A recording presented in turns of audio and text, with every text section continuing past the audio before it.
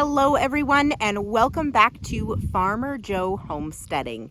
We have some big changes ahead here on the farm as we do our first butcher of the year, so stick around as I explain how we keep back our roosters for the breeding season.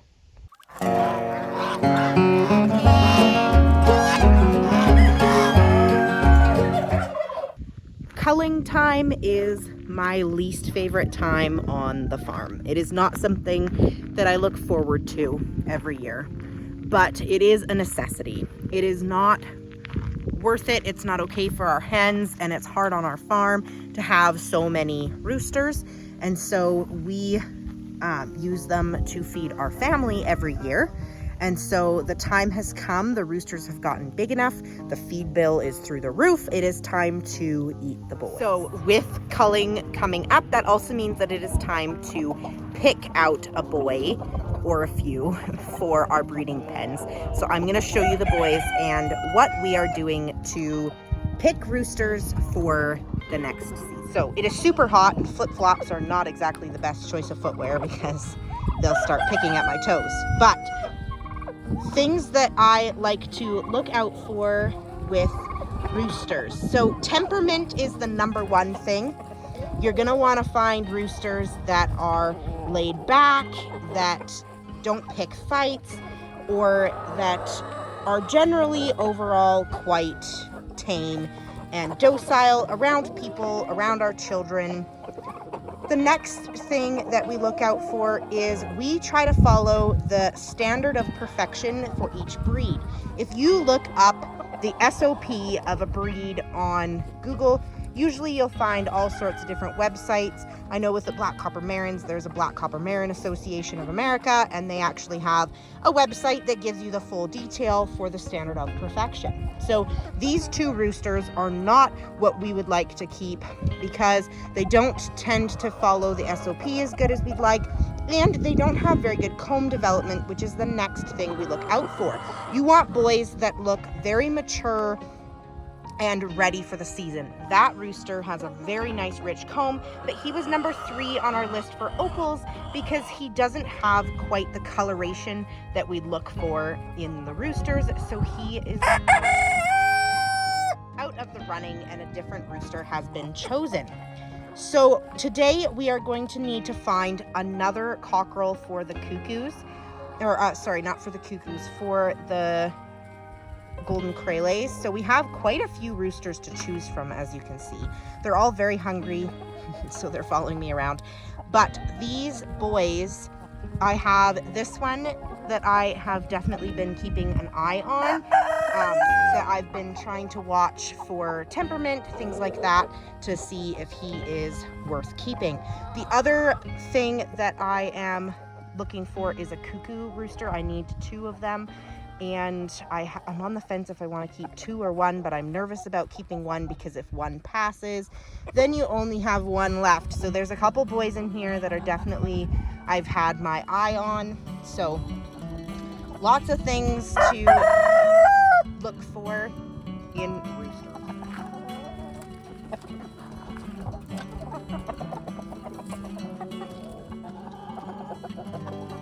So to recap that, we look for temperament before going for the SOP. Once we have the temperament down and we know he's going to be a good one temperament-wise, we look for the standard of perfection for the breed, which is different for each breed. And then we're going to look for that comb development, making sure that they have good development for their age. So I'm going to go ahead and show you guys the roosters that I have picked already and explain a little bit of that for them. They're all hiding in the back bush in the shade to stay away from that super intense heat. So this was my top pick for a golden craylay rooster. You can see he's quite a bit more mature than those 2 boys that we raised here. He is really good with the hens. He has not been picking fights. He has excellent comb development.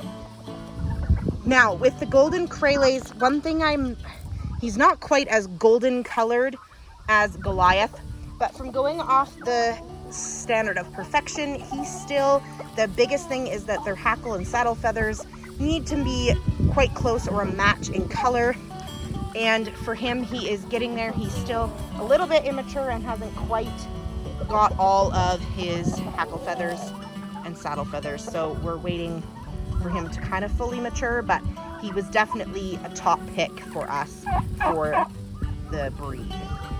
This is our top pick for the Black Copper Marans. He has been my top pick ever since I knew he was a rooster. He just always stood out. He's been a super, super good rooster.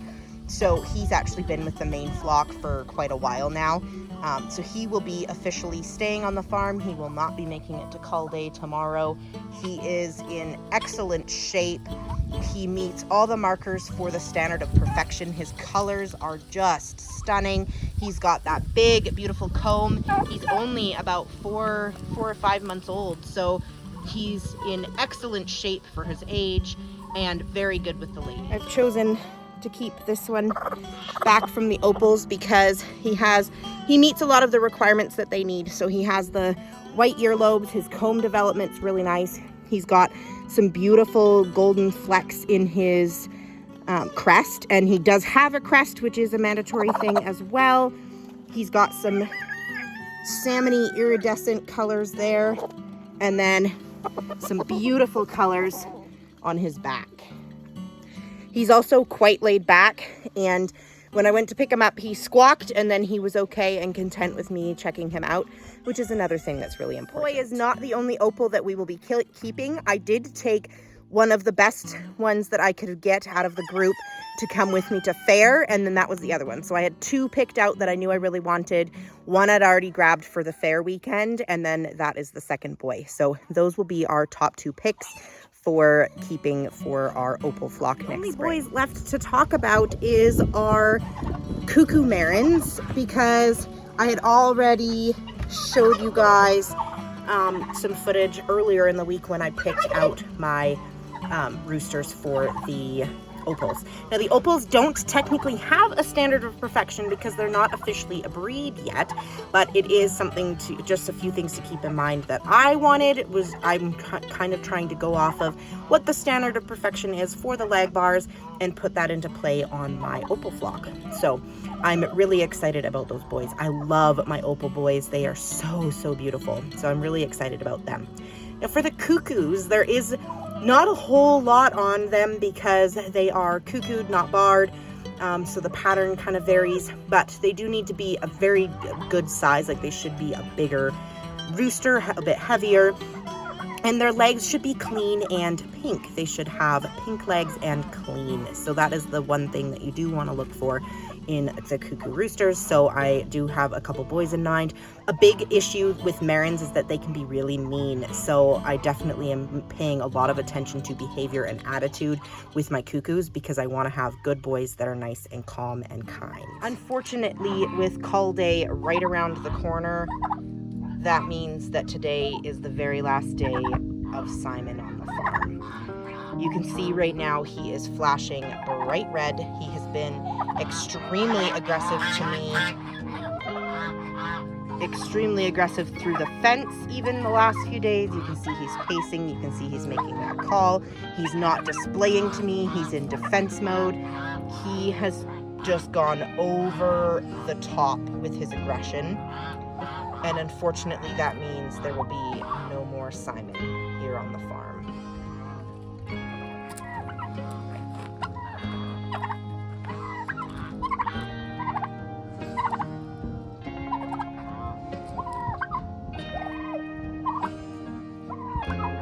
So, like I said with the roosters, behavior is everything, and the same goes for turkeys. I am absolutely heartbroken that we are going to have to get rid of Simon, but it's not okay for us to not feel safe on the farm. It's not okay for the children to not be able to free range with the chickens on the farm, and so it is time for him to go, unfortunately. So some other big news and big changes.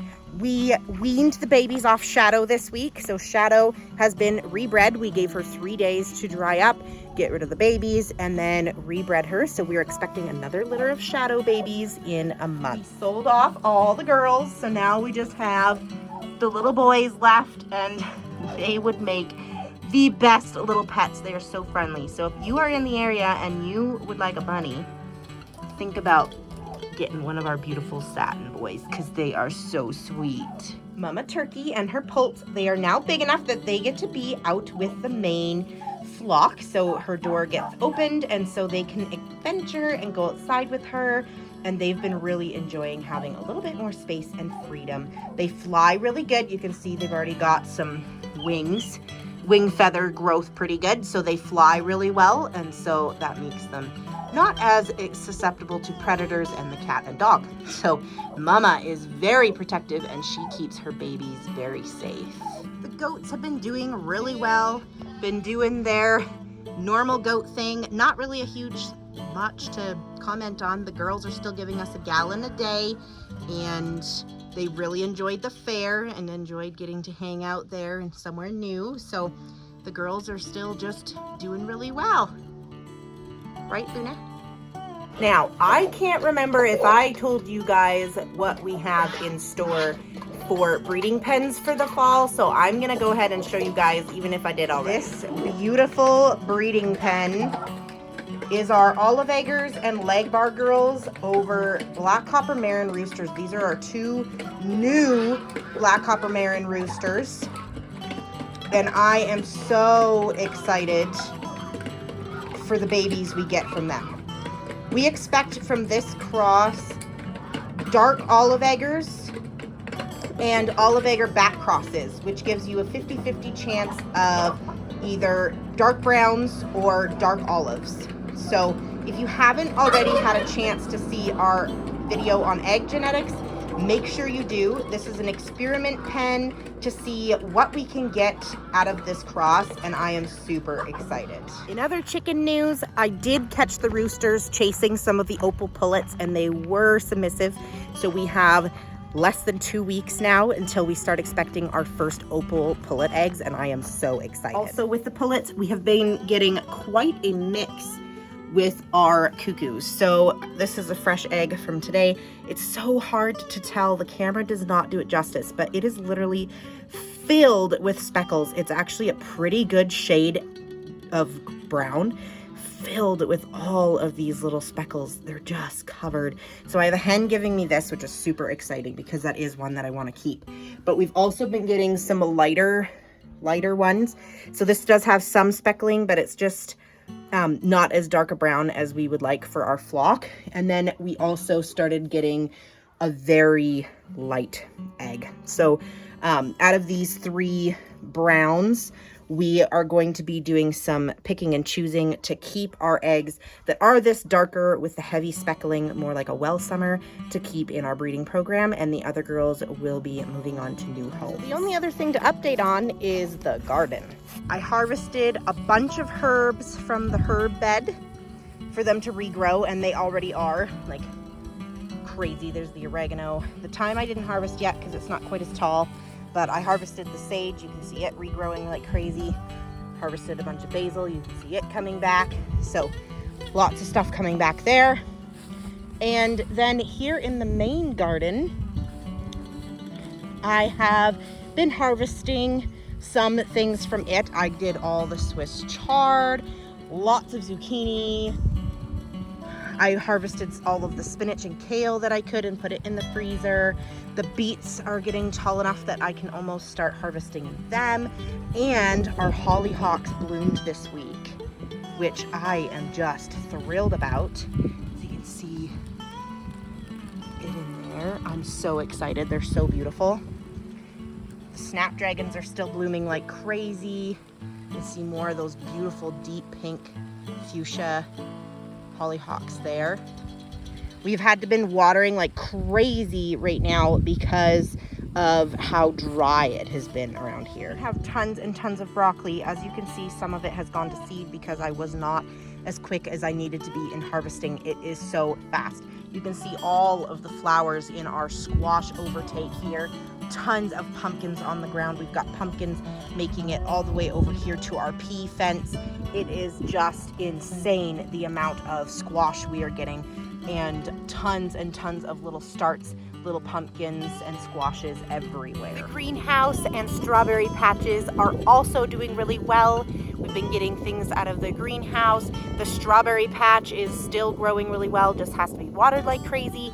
Our little patch here has done amazing. I even ate a strawberry off of it the other day. So they're doing really well as well with this hot heat, but just means that we have to water them lots. All right, here is the greenhouse jungle.